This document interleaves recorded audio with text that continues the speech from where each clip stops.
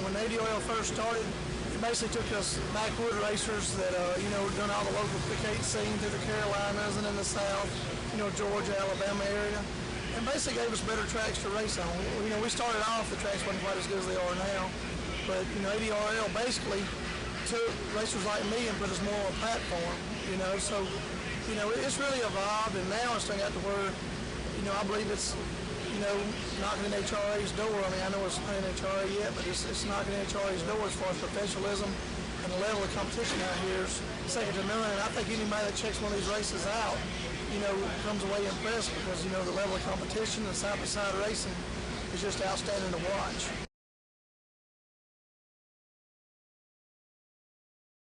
We started out just, we had a name for ourselves in the backwoods racing with the small block deal, and then we come out here and started this deal, and we just kind of we was at the right place at the right time, really.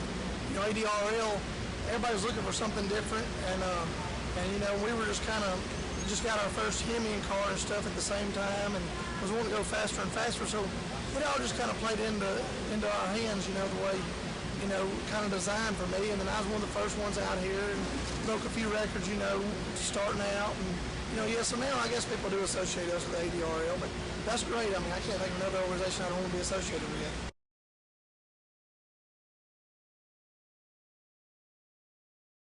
Well, we don't really do a lot of that racing now just because I have a family, and it's just hard for me to race every weekend and work out too.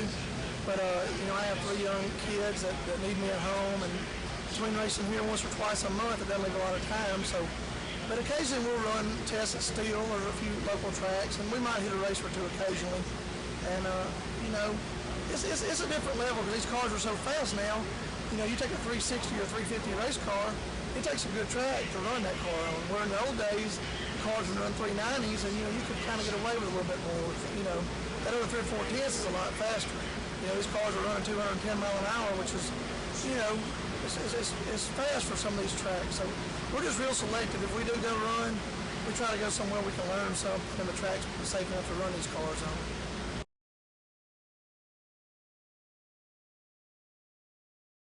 Well, I guess if I'm a good driver, I guess so. That's questionable some days, depending on who you ask. But no, I mean, the backwood tracks are, I think everybody needs to grow up, running those tracks. It does make you it makes you know how to get the chutes out quick when something goes wrong because you're in the grass or in the wall or something. But, so yeah, I think it builds a lot of character. But, once it's kind of like anything else. If you don't know any better, it's okay. But once you know better, it's hard to go back to some of them, especially the most dangerous ones,